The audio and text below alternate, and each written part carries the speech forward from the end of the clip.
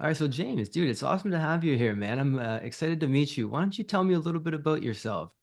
If somebody Yeah, were thanks, to ask Kyle. you, yeah, my pleasure, man. Seriously. So if somebody were to ask you, who you are, somebody at a coffee shop, bar, or whatever, what would you say the answer to that is? So there's a lot of answers. I guess I Yeah. could say, I'm a drummer, I'm a business guy, I'm an investor, consultant. But I think for the purposes of the conversation we're having today, the thing that I focus on, is really helping business owners make strategic decisions. Hmm. So nobody tells you when you're starting out in business how many opportunities there are going to be, how many decisions there's going to be. There's like, do I do this or this? Should I focus on this project or that project? Should I keep this person or let them go? Should I invest more time and money into this thing or not?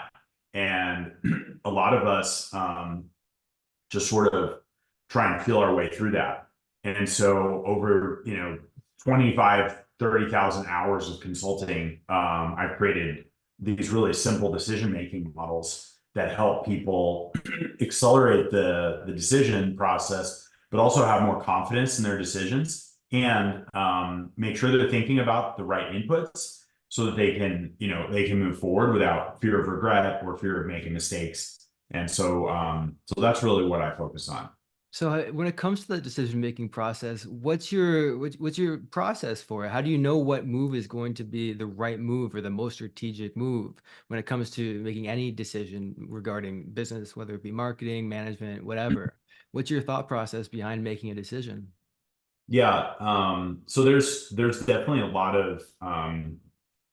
of specifics that go into it, but big picture, this thing that I talk about is called a strategic yes.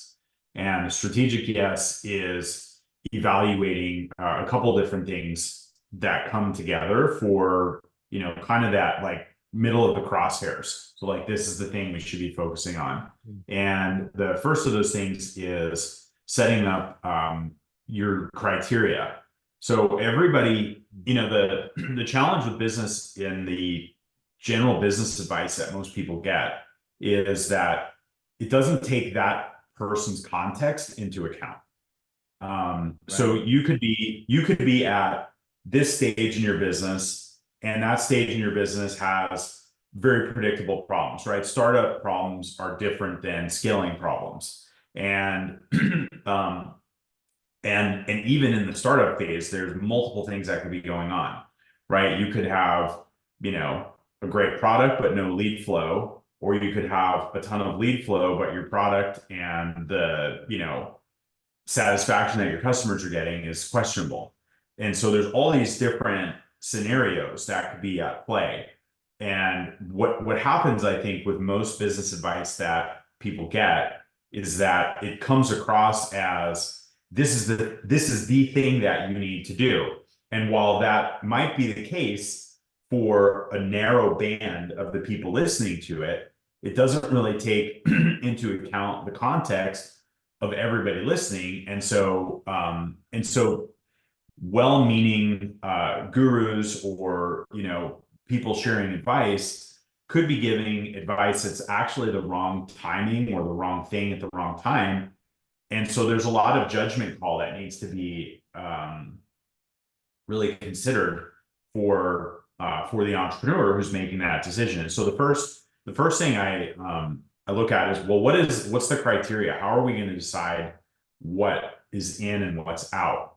And I'm not sure how much you've ever spent time with venture capitalist guys or private equity guys or any of those types of people, but they all have this thing called a buy box. And all a buy box is helping them know these are the types of deals that we'll invest in, and these are the ones that we won't invest in. For example, if somebody is in, a venture capitalist in biomed or something, and somebody comes to them with, "Hey, here's this coaching program." Not that VC would usually invest in that, but here's a software app to help people with productivity.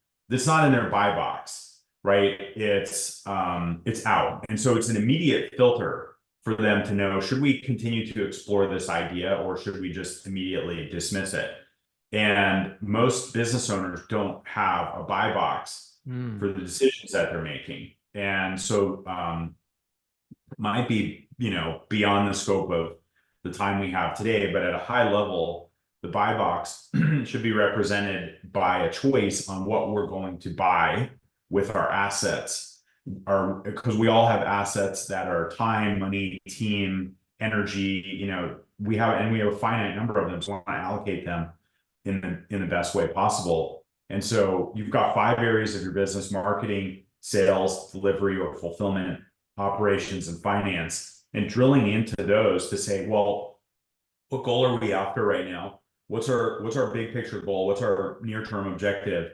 And then which of those 5 things, if it were improved, if it were working more effectively, would get us much closer to our goal. And so each time you're kind of evaluating things, you need to be clear on what your buy box is, so that you're all right. Are we buying things in the marketing thing? All right, great. And do we need to get people there? Do we need to revamp our process? Do we need the right tools and tech stack? And so there's a lot of things that go into it, but hopefully it gives you like a little bit of a picture of how that works. Yeah, it's the baseline for sure. So when you're making any decision, you're looking at it as there's a buy box, and you have to hit a certain amount of criteria. Is it a pros or cons list? Let's look at it from the from the venture capitalist point of view, because I feel like that's an interesting viewpoint to view the decisions you're making in any area of your business. Look at it from a purely statistic. Um, Probability of monetary return, as opposed to the emotions that can get in the way, and can often make us make wrong decisions, or decisions that you look back and you wish you would have done something differently because you were caught up in the emotion in the moment. So what are what's the way that a venture capitalist would look at, first of all, investing in a company, and then we can kind of transition that to making marketing decisions, or on the micro, the decisions that we have to make in our business on a day-to-day basis. So that way, yes, keeping the context into account, but also having this step-by-step formula to know whether or not to do something in your company. Does that make sense? Can we walk through that? Yeah, totally makes sense. Yeah, absolutely. And actually, it's a great segue into, because I said there's like 3 core things that kind of come together. The first is the buy box. The second are what are the targets for Mhm. this investment, right? So anybody making any investment like VC or private equity or whatever, they're looking at what do we think is the potential return on this investment. We're gonna in their case, they might be making a, capital investment or something like that into a company. And really, as business owners, we're making capital investments all the time as well. They just don't look like, $100 million checks most of the time, right? They look like, all right, I'm going to make payroll, but I want that payroll allocated towards this particular thing. And that criteria for the buy box comes into play. But the second piece really is like, what does a good outcome look like? With this thing. So let's go, and say a VC fund. Okay, I'm there, and typically they're going to invest in, because they play a slightly different game, a vastly different game, honestly, but they're going to invest in 10 companies, and they're going to hope that Right. one of them Yeah. really takes off, Yeah. right? Whereas I think that, and so that's their risk allocation, is they're spreading it across, and there's no you know there's no way for them to know like which one of those 10 it's going to be, because generally speaking, like 7 out of 10 of their investments are just going to like suck.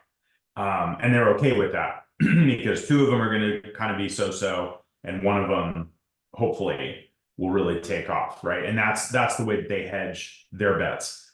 I think as business owners, the way that it works effectively is to say, we're going to, let's say it's a marketing thing. We find out that marketing and getting leads is the biggest challenge in the business. Okay, cool. Then, now we're going to do something, right? And we'll talk about what that something might be when we get to strategies and tactics in a little bit. But we're going to do something that's going to help us improve our lead flow, right? And when we define whatever that thing is, then we want to say, all right, well, what does good look like? What does a good outcome look like? I remember I used to before I started, my own companies, investing in companies, I was in the corporate world for about 10 years. And my last position, I worked for a big bank. and my boss was the chief marketing officer of the bank, global bank, and my responsibility is to kind of set the strategy for um, how are customers interacting with us through all of our digital channels. So I was head of digital strategy for our marketing, and we had 86 countries, and we were redesigning our public facing websites where people could buy checking accounts and CDs and like all sorts of like super boring, right, bank products that nobody's very excited about. And every country that we were, responsible for had a different way of doing it. Hmm. These, one team in Asia was like giving away a free rice cooker with every new account opening. They Right. had like an animated image on their site. I'm not even kidding. Interesting. And then you had another country that completely had another way of doing it. And, I'm sitting here looking at this, and I was like, wow, this is a big challenge to be able to figure out how am I going to get all these people doing the same thing and make sure that that same thing produces a significant benefit to the overall bank. And so I was sitting with my boss Chris in our conference room in London, and I was just kind of like talking to him about this. And he asked me a really simple question that made a huge difference in the way I saw that project, but it's filtered into a lot of other things as well. And he said, what does good look like? Hmm. Like, what if we define what good looks like, then it's going to be easier to get everybody to orient and move in that direction. It's like, okay, well, that's so simple. I'm really upset I didn't think about that on my own, right? But in this case, when we're making an investment in a company with our resources, we have to ask, well, like, what does good look like? And importantly, what does good not look like? Hmm. So that we have a gauge of whether we're winning or whether we should stop doing the thing that we're doing. In my experience, I find that a lot of people get excited about a new thing, right? They're like, hey, I could, do this kind of marketing thing, right? I could just, all I have to do is create content on Instagram and then my business is going to blow up, or all I have to do is XYZ and everything's going to work out really great. And sometimes that happens and sometimes it doesn't. But going into that thing, having targets for what does good look like or what does good not look like is really important, so that you're predefining success, or when you should pull out of it. And this is also something that I used to do a lot of derivatives trading. And anytime you would get into a trade, let's say you're getting into a stock at $100, well, what does good look like? Well, good looks like it goes to 110. What does not good look like? It goes to 90, right? And then you have to ask yourself in advance, those are called profit targets and stop losses, right? And you have to ask yourself in advance, well, what am I going to do if we hit good? What am I going to do if it hits 110? Or what am I going to do if it hits 90, right? Am I going to take it all off? Am I going to leave a little bit on? And there's, the more you can predefine your course of action based on those targets that you're setting, the better off you're going to be, because then you can be very methodical about, okay, this is happening, this is what I'm going to do, this is happening, this is what I'm going to do. Instead of getting caught up in a lot of the feelings and the emotions and the, oh my God, like I'm so stressed, like we thought this was going to work, but it's not. And Yeah. most of the time you didn't even say what you thought working actually looks like, Right. right? Yeah. Does working look like 100 leads a day? Does working look like 100 leads a month? Does it look like what does that look like?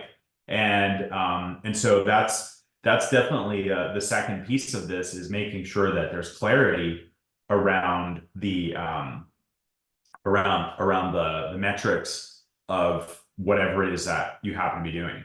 Yeah, that's interesting, man, because I love the way that you put yourself into the future. You imagine what the successful result looks like, as opposed to it's kind of a blurry, low resolution version if we don't actually crystallize it.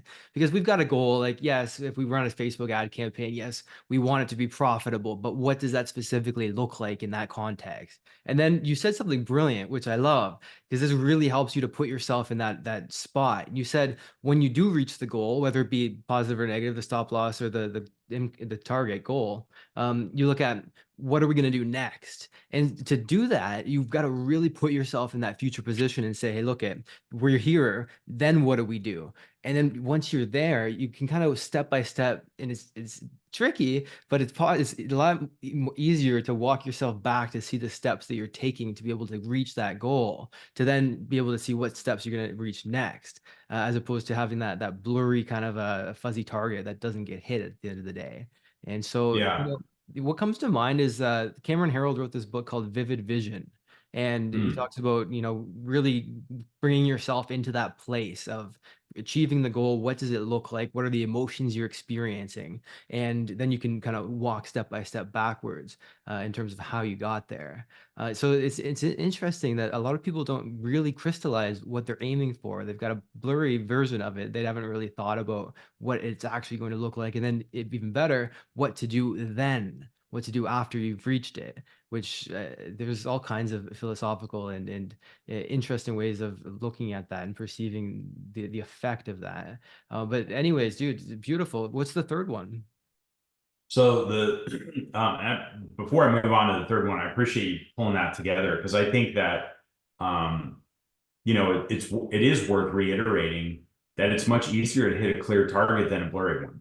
Yeah, yeah, And I know that there's so many books and so many people have talked about the importance of specificity with goal setting. yeah, Uh, but it is important. It's a fundamental thing, right? And it's so easy to gloss over because you get busy, yeah. because there's things going on, and you're just like, all right, I don't know, like I don't know exactly how this is going to work, but let's just try it, right? And if you put yourself in, the thing that I'm trying to communicate with this is that all of us as business owners are investors in our own businesses. And we have these different assets of time at the minimum, right? Even if you're just starting out, your biggest asset is your time that you're committing. And are you committing that time in a really clear, direct, deliberate way? Or are you committing that time in sort of I don't know what's going to happen. I guess I'll just see, right? And if you're in the latter, it's definitely going to be harder to make those course corrections as you get feedback and data from the world. Mm, If you're being really deliberate about it, you're going to see the data come in. You're going to be, oh, okay, well, that's what this is telling me. Now let me make this next step. And so, yeah, it can't be understated how important creating that clarity is. And I do think there's an element of there is power in being able to see what you're looking for, and then you can do a better job of reverse engineering the steps. right. Yeah. Um, so much easier to do it that way. So yeah, I appreciate you driving that point home for sure. It's like the point B on a map, if you're gonna use Apple Maps or Waze or whatever, you gotta have the point B to know how to get there. And then the data that you're getting as you go is that you make a turn and then you get feedback based on if this is helping you get towards the goal or away from it. And you take that analogy and you reverse engineer that in the results from the Facebook campaign or whatever it might be. These are all taking a turn. You make a decision, and then you see if it moving you closer to the destination or if it's moving you away from it. And if you didn't have the clarity on where you're going, the specificity of it, then you wouldn't be able to make that course correction based on the results of the data, the feedback there. Yeah, So it's, yeah, more important than we more important than we realize a lot of the time. Really getting that definitely. clarity. Yeah, it's easy not to, man, because we got the That is. right, because we're busy. We got a lot of things going on, and so we got the fuzzy Yeah. target. It's easy to just say, okay, that's good enough. Let's aim towards that. What you're saying is really have that clarity of the specificity of the situation you're aiming for, and then you'll be able to take data as the feedback and really adjust your course based on what it tells you. Yeah, and we are busy. Every business owner I've ever talked to is like way more busy than not. But the question then becomes like, would you rather do fewer things more effectively, Yeah. or try to do more things less effectively? And I think we all know what the ideal is, right? I would rather do a handful of things really, really well than to do a bunch of things kind of half-assed. And so, and the truth is, you know, it doesn't really take that much extra time. It's just sort of a reminder to say, well, okay, what will good look like? And what does good not look like? All right, at least do that, right? So even if you don't predefine, what am I going to do when I get there, which I do think is a great way to do it. At least when you get there, you'll know this is what good looked like and this is what it didn't look like. Instead of just letting it drag out, because I think there's so many times where Mm. people stay in projects or in things, or let's just even use the example of having somebody on a team. I've talked to so many people who are like, I have this person on my team and they're like not awful, but they're not great. And I don't know what to do. Like, do I keep them? Do I let them go? Do I hire somebody new? And that gray zone is like an absolute killer. It's just a destroyer of focus. It's a destroyer of your enthusiasm for whatever it is you're doing. And being able to not have that gray zone, or at least tighten it up so that you have more clarity on which way to go. I think that's so critical. Yeah, I agree, dude, for sure. It's even just narrowing it down, and you got to have the crystallized target to be able to do that. And it gives you power, gives you, perceived control because and it is power because the same way you make a turn and you know if it's the right way or not, because it's getting closer or away or further away from the target, that is power because you're moving towards the goal more efficiently than you would otherwise. So yeah, it's super important, man. But let's get into the third one because we've gone through the Yeah. first two. So what's the third one? The first one was the buy box, right? Yep. Second one is clarity and I love how you do it, the positive and negative, the target, and then what also the bad would look like, so that Yeah. you got both sides of the coin you're leveraging there, which is brilliant. I love how you do that. And then what's the Yeah. third one? Hey, I hope you're enjoying the podcast, and I want to let you know that I've got a free book that you can get if you want to tap into more of these resources, and you can get that for free at kylesbook.com. Back to the podcast. So the third one is circle of competence. Mm, And and so like all these three, if you imagine this is like a three-part Venn diagram, right? We've got the buy box and the criteria, we've got the targets, and then we've got circle of competence. And where those three things align, that should be your strategic yes. Like, we mm, feel confident we're going to move into this thing, whatever it happens to be. Um, but circle of competence is really it's really interesting because a lot of times we want to do things outside of our circle of competence because they seem more interesting and more exciting. And the reason for that is because we don't know enough about it yet to know what sucks about it. And everything has something that sucks, right? yeah. And every time you get into something, you have this level of uninformed optimism where you're optimistic. Entrepreneurs and business owners are like, yeah, we can do it. Like, we can take it on, and you can, right? This isn't to say that you can't, but there's always a learning curve to every single thing that you do. About like 7 or 8 years ago now, I one day I just randomly decided I wanted to become a drummer. I never practiced drums. I never even played. I don't even think I'd held drumsticks before, and certainly not musically inclined on any level. And I was just like, I'm going to be a drummer. And it was uninformed optimism at its absolute peak.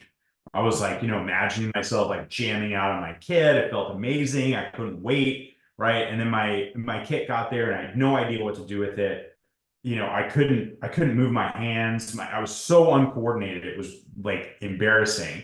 And I made a decision at that point to say, all right, well, I'm a drummer. I'm like the worst drummer in the world right now, but I'm still a drummer, and I took lessons and kept it going. And I went from uninformed optimism to informed pessimism in about an hour. Yeah, You yeah, it know, happens, man. No shit. Same with me with it piano. was I was like, really I had this fast. vision in my mind. I'm like, oh, I'm gonna be jamming, man. And then like, when it came Yeah, down to it, I was like, fuck, I sound like shit, man. What am I gonna do? So that's funny. exactly. Like, uninformed optimism turns into the informed pessimism, which is Yeah. hilarious. Yeah. Okay. So where you go with Right. that? Well, and when we're in our circle of competence, we've already experienced that informed pessimism. We've already not just experienced that informed pessimism, but we've already gone through the things to become informed optimistic, right? Mm, And mm, we know what works, we know what doesn't work, we know where the pitfalls are, we know where the opportunities are.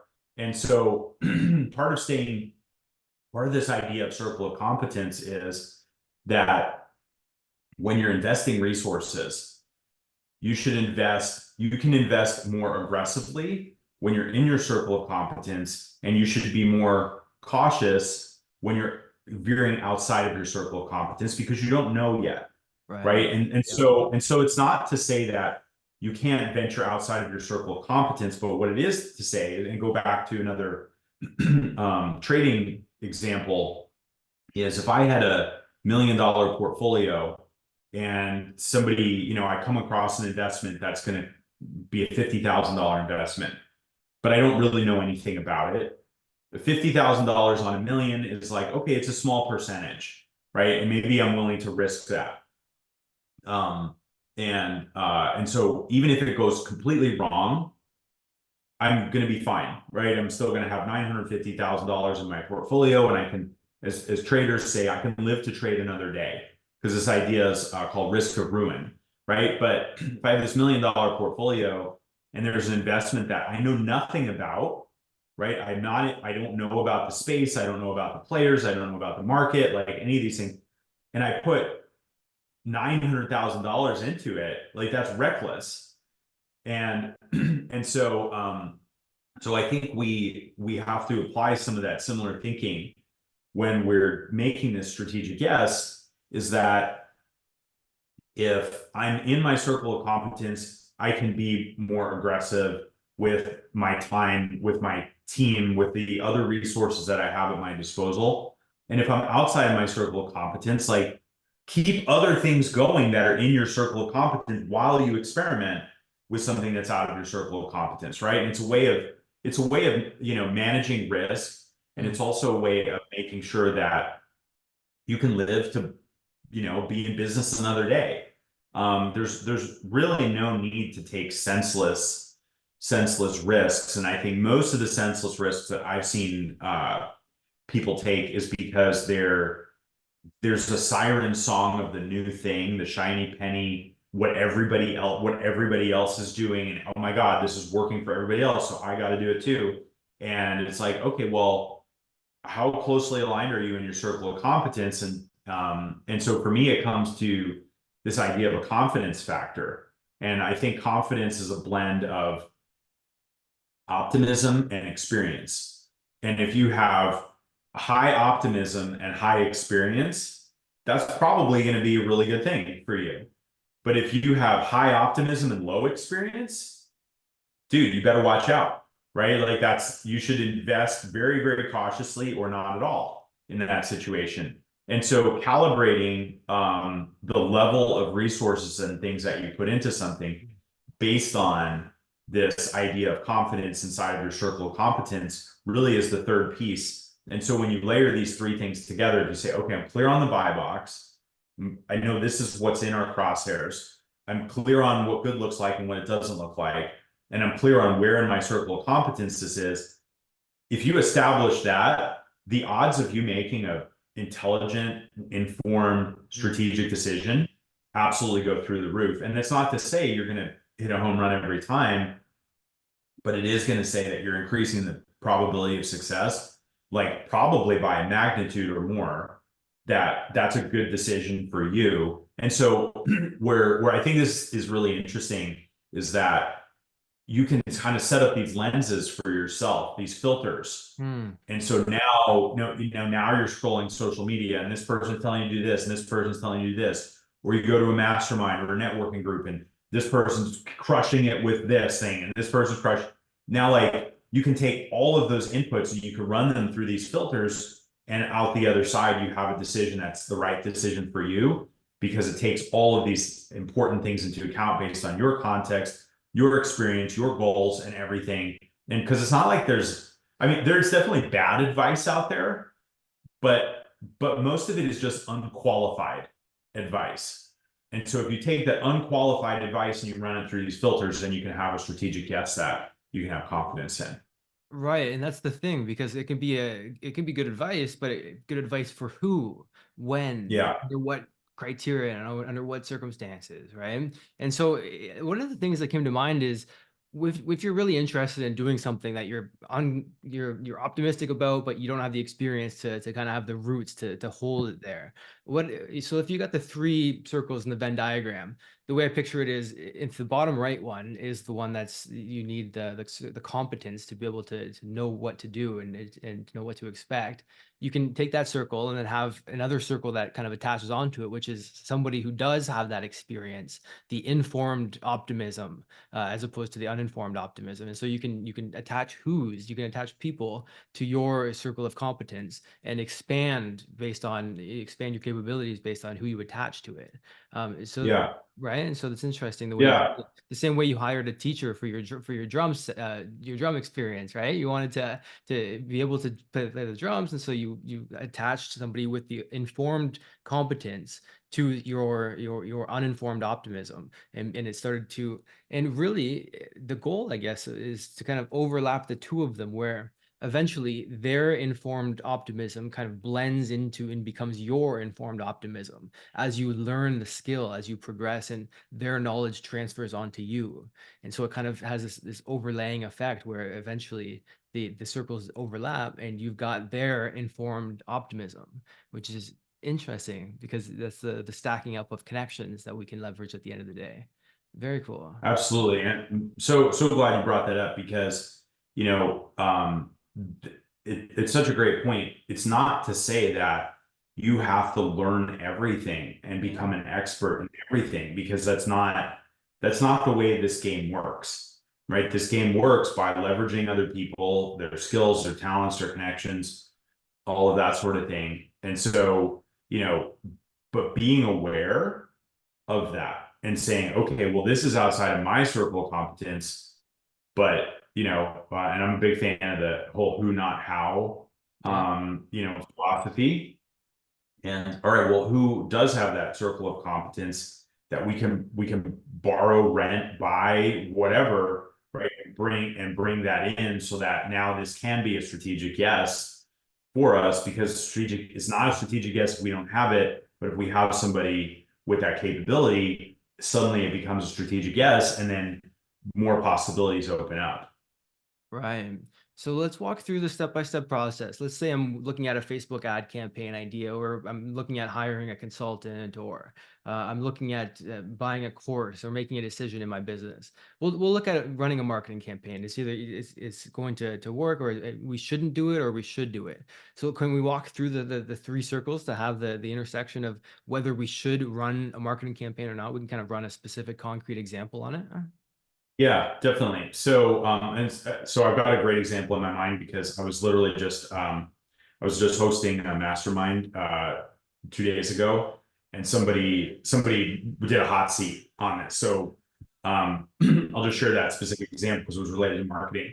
And so this guy has a solid business, and I was like, all right, what's your big picture goal? He said, well, we want to do $3 million by the end of the year. Okay, awesome.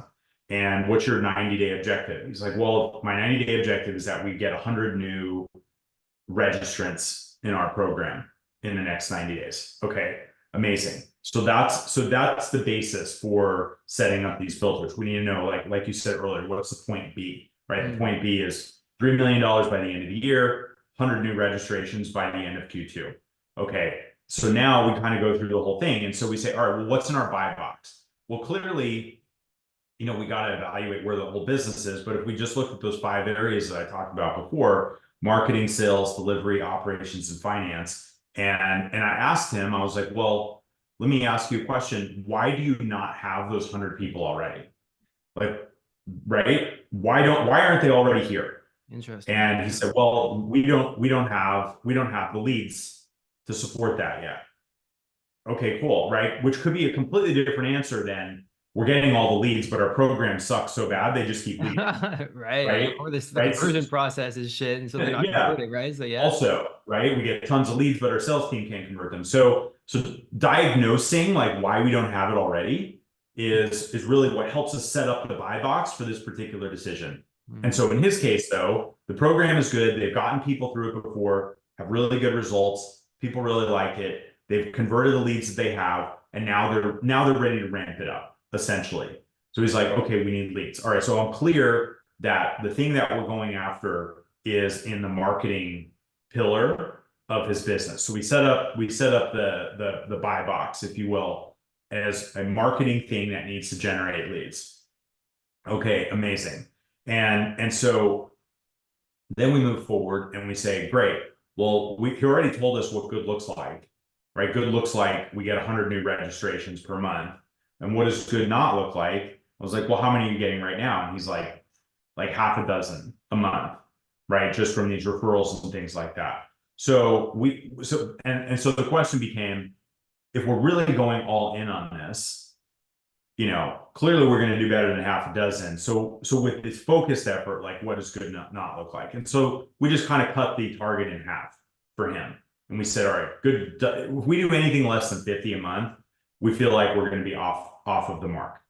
And so that was kind of step two. And then we said, great, if we hit 100 a month, what are we going to do? And he's like, well, then we're probably, this is the interesting thing. If they hit 100 a month, they're probably going to have to work on making sure their fulfillment systems and everything like is tightened up because they really haven't had that volume before. Instead of, all right, we hit 100 a month, and the next thing we immediately do is we're going to try and hit 250 a month, right? Because if they hit 100 a month and their fulfillment systems aren't good, hitting 250 is just going to make everything worse. And so we set that, all right, if good looks like 100 and we hit it, tighten up the fulfillment systems, right? So then we can circle back and start getting more lead flow again. And if what does good not look like? 50, cool. Well, now we're going to go back and we're going to say, all right, where was our strategy for doing this off the mark? And that kind of led us into the circle of competence thing. And it was really interesting because I said, well, what's your, strategy is just big picture, how we're going to do something, in tactics or small picture, how we're going to do something. And so I said, all right, well, what's your approach here? He's like, well, we feel like we can really win with affiliates, paid ads, and social media. And I was like, dude, those are three very different strategies. And if you're going to pursue all three of them, chances are you're not necessarily going to do any one of them like spectacularly. So tell me a little bit about your experience, circle of competence, with each of these three things. And so he's like, well, we're just kind of learning how to do paid ads. And he even said, I'm a little bit afraid of paid ads. And I was like, okay.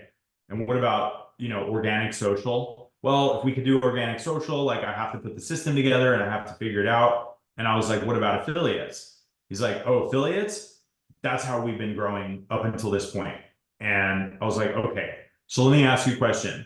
Where do you have the highest level of optimism and the highest level of experience? Mhm. He's Mhm. like, affiliates. I said, all right, so if you focused only on affiliates and you didn't worry about paid ads or social right now, what's your level of confidence that we could achieve that 100 and get those leads that we were trying to get? And he's like, really high, Mm. right? And so that's a very specific example of, then it became, we got rid of all the other things that he didn't need to focus on so that he could focus on that one thing that has the highest likelihood of hitting his targets, that's squarely in the buy box for what's going to help his business hit its goals and objectives.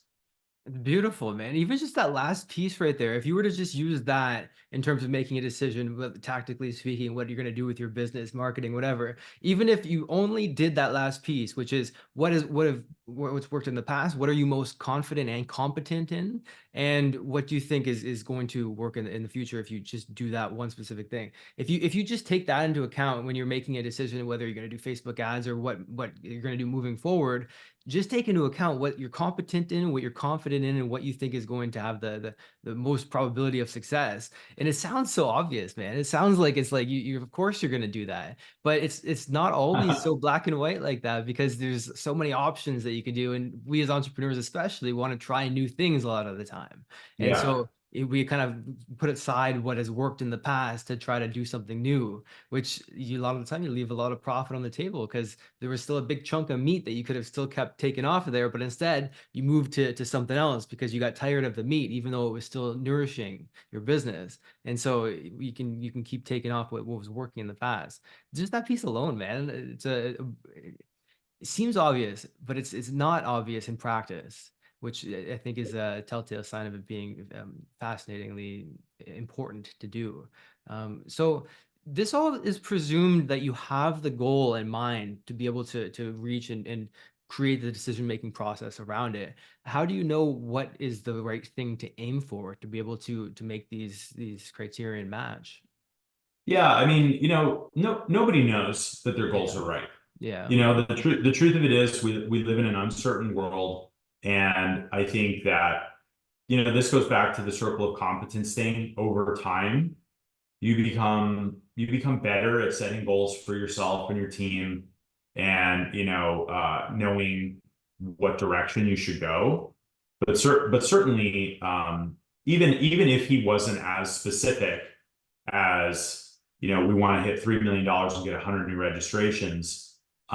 He's like, we want to add revenue to the business, and we know that we're going to get that with new people in our program. Like, I think anybody running their business should at least be able to say directionally, this is the kind of goal, and we think these are the ways that we're going to be able to get to that.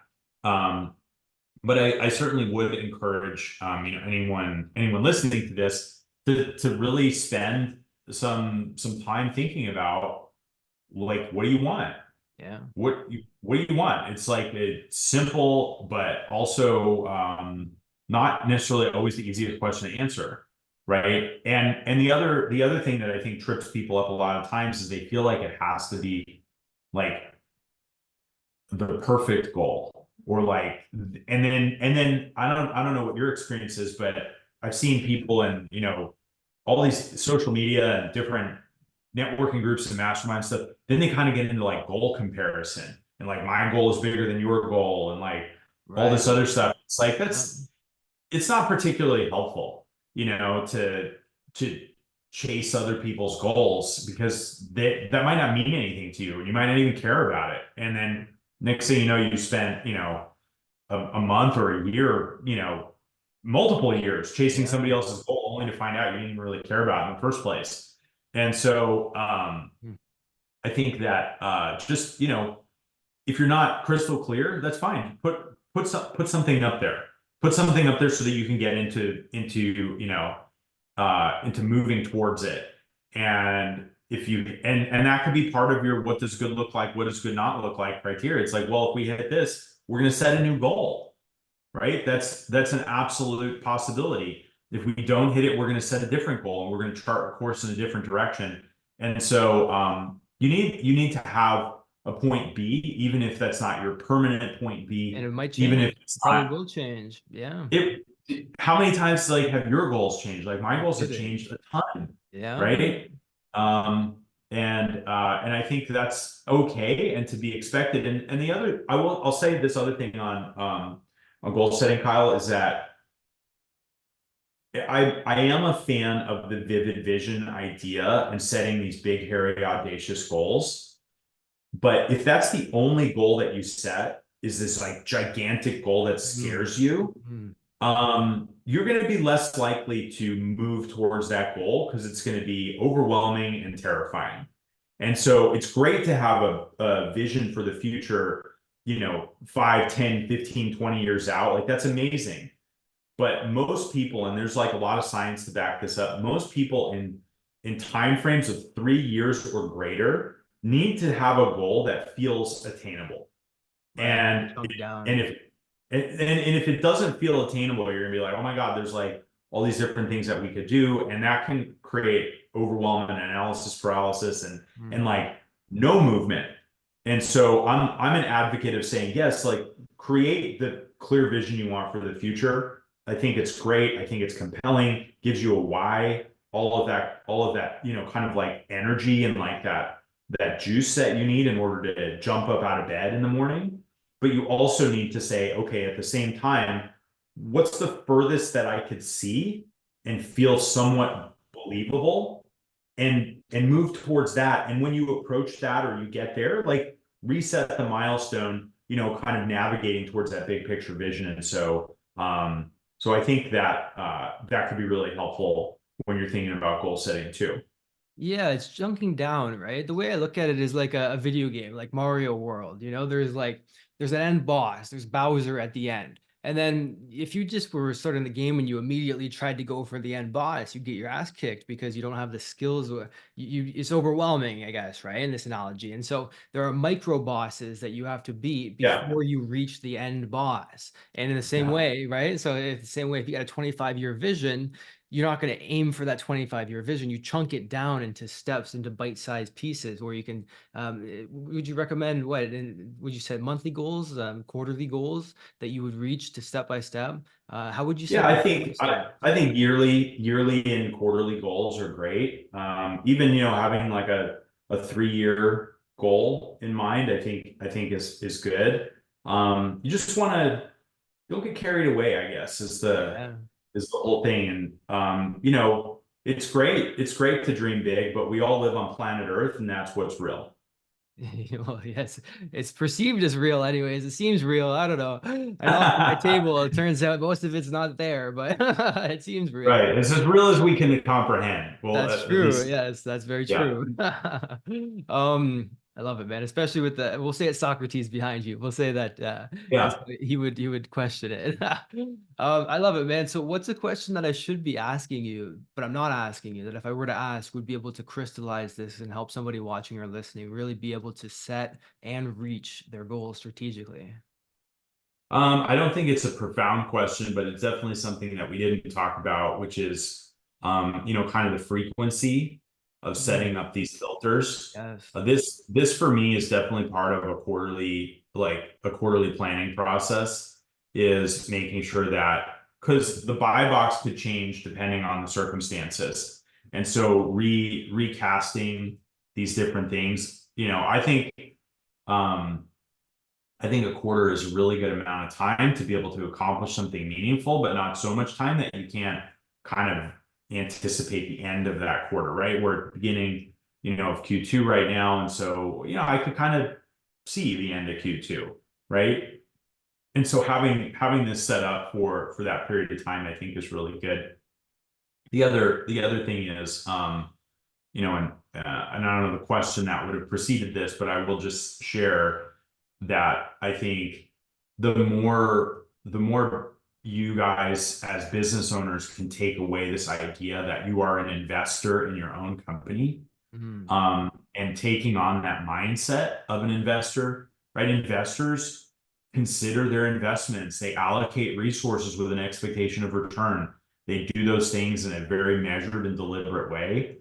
And you might not be a Warren Buffett or a Carl Icahn or like any of these like giants, but you're an investor in your company, and for you, nothing is more important than appropriate investment in your company. And so having that mindset, I think is a really, really powerful thing that can yield tremendous dividends and also a sense of uh, clarity and certainty as you approach, making different decisions on what to do and what not to do in your company.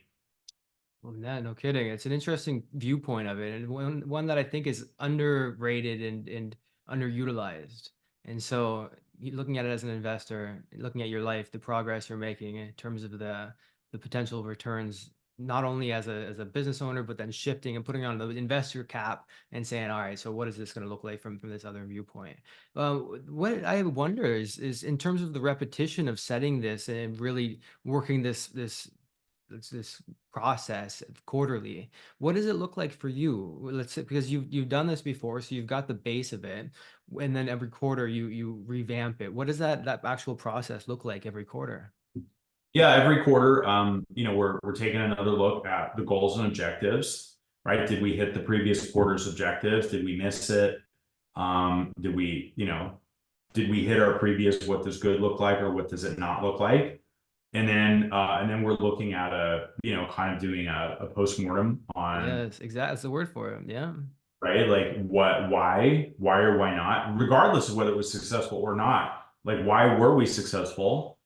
And why weren't we? Or a combination of those things, right? Because it's usually not binary like that. There's like certain things that worked and certain things that didn't work. And so some of the questions that we ask is, what should we start doing? What should we stop doing? What should we do more of? What should we do less of? And what should we keep doing? And as we look at those, based on where we are right now, then I'm doing another evaluation of that buy box, right? I'm saying, all right, what's the next thing that's stopping us from hitting our goals, right? Is it a marketing thing, a sales thing, et cetera?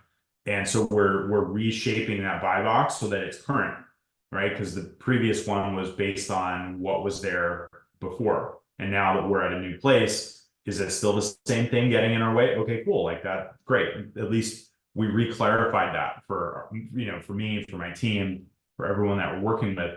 And then from there, we're just kind of going through these filters that I shared with you and making sure that everything that we're saying yes to and we're signing up for the next 90 days is a strategic yes. And if anyone wants to know, like, well, why are we working on this? We can defend that position, right? We can defend the position, right? Here's exactly why we're working on this.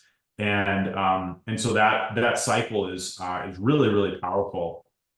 And the more I've gotten, my team and private clients and people like that doing this, the more it just kind of settles down some of that like manic entrepreneurial energy and creates a sense of calm and direction for, yeah, this is what we're focusing on. And I'm okay to miss out on all the things that we're not doing because I have a much higher confidence in Mm. why we're focusing on the things that we are. That's awesome, man. I gotta get off this call and go do this myself because it's like, Good. dude, it's like I got the three circles that I'm imagining. I wanna run this framework and see how we adjust based in 3 or 4 months from now. So it's not something that we can just think about and theorize. Theoretically, this is what it would be. It's like this is something practical that you can do right now and be able to Yeah. adjust based on the feedback that you get. The same way you make a turn and you see what happens.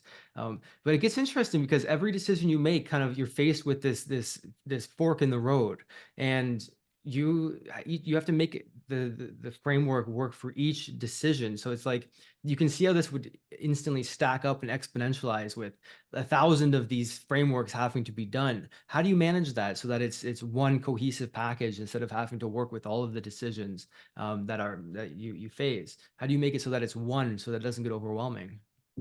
Yeah, I've got some stuff that if you want, I could give you guys my email address and I have like a whole article and everything that I wrote on kind of this process and stuff. So if anybody's interested in going a little bit deeper, you could just shoot me an email and I'll share that article with you. Right on, dude. What's your email? James at jamespfriel.com, Friel.com. So James at jamespfriel.com. Sweet. I appreciate that, dude. Send it to me after this because, like, I I want to. will. I'm gonna go do this right now. I'm gonna go hop on my journal spot and I'm gonna draw out the three circles and really start to analyze where we're at, where we want to go, and be able to. Because it's not something. Of course, we've got the process to do it, but it's not something you can do too much.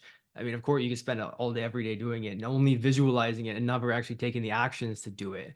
But if as long as it's not that extreme, the other extreme is never doing it at all. And I think the better solution Yeah. is to fall somewhere in the middle there. So it's something that is you want to be doing more often than falling in the middle, not on one of the extremes. And so it's Well, and I think time. I also think that over time it becomes more second nature to be asking these types of questions, to Yeah, be thinking about things this way, yeah. right? And so eventually, I'll just conclude with this. Eventually, I did become a good drummer, Ha, right? But interesting. Yeah, it took a lot of time and it took a lot of like really going through the reps like very slowly and very painfully. And I knew that we're living in a condo on the beach at the time, so I had an electronic kit, so I didn't drive my neighbors crazy. But yeah. but I guess I still did a little bit. And they went from saying, "Hey, can you stop making noise?" to, "Hey, can you turn down the music?" And I was like, "Oh, that's Ah, amazing." Right? Like yeah. what a win. But it only happened with like this painstaking, like, just like one note after the other note. And so even at the beginning, if it feels like, all right, man, it feels a little bit like I gotta think too much or it feels harder, it's okay. It's okay that that happens because it's a new thing, but just like speeding up the tempo and being able to play music on the drums, the more you do this, the more it's going to become second nature, and you'll just start thinking like that, right? And you'll be able to say, all right, do I think there's going to be a strategic yes? Is this even worth me going into like my evaluation mode, or can I immediately rule it out because I have all these filters set up? But doing it deliberately from time to time, at least quarterly, I think is really important. But you'll notice that the more you do it, the more this will help you to start thinking like an investor in your own company, and you'll have more confidence in any decision that you want to make to help you grow to whatever level you want, right? Not what somebody else wants for you. So it's really cool. Yeah, and it becomes unconsciously competent. You've got the filter that it's almost like a filter of the filter. Is you've got a filter that makes you decide if it's worth doing the framework for or not. And a lot of the time, once you've got the mindset, you've kind of preset yourself to have the filter that will be able to do it unconsciously and know intuitively what decisions to make because you've got the internal framework that you've become unconsciously competent in, Yeah. which is fascinating, man. So I love it. Interesting framework in terms of making decisions, dude. And I think it's something that we can all use in terms of improving our decision-making process on a day-to-day basis, installing these filters and being able to make decisions accordingly.